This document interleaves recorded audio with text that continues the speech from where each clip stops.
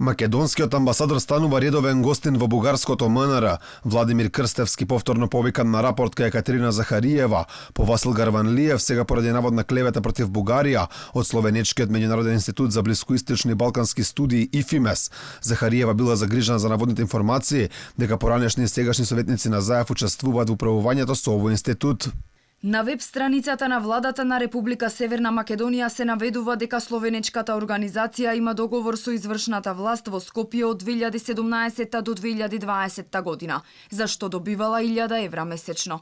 Подсетуваме, институтот ИФИМЕС објави низа написи со јасна цел да го дискредитира и оштети престижот на нашата земја, преку лажни, искривени и манипулативно презентирани информации. А во исто време бугарската амбасада во Скопје испрати протестна нота до Министерството за надворешни работи, бидејќи не било дозволено во државава да влезат 920 бугарски книги. Амбасадата на Бугарија во Скопје упати протестна нота до МНР на Македонија за одлуката на царинските власти на граничен премен ДВ Баир за запирање на пратка од 920 бугарски книги за Бугарско-културниот информативен центар во Република Северна Македонија. Примероците од бугарски народни песни од браќата Миладинови беа пренесувани од бугарскиот државјанин Виктор Стојанов, кој на граничниот премен ДВ Баир го покажал договорот за донација со кој книгите ќе бидат доставени во нашиот културен центар. На Бугарија стана редовна пракса да проблематизира се и се што во врска со Македонија. Нашиот амбасадор претходно беше викнат кај Захариева поради наводно ширење говор на омраза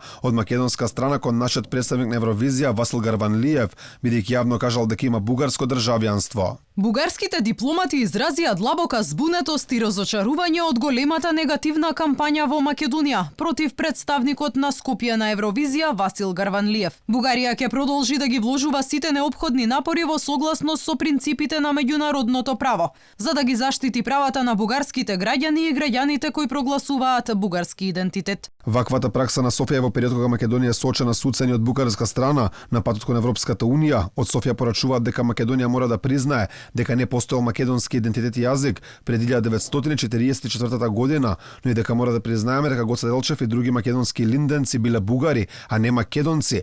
Менувањето на историските учебници во Македонија е уште една работа на која укажува Захариева, како ветен од премиерот Зоран Заев.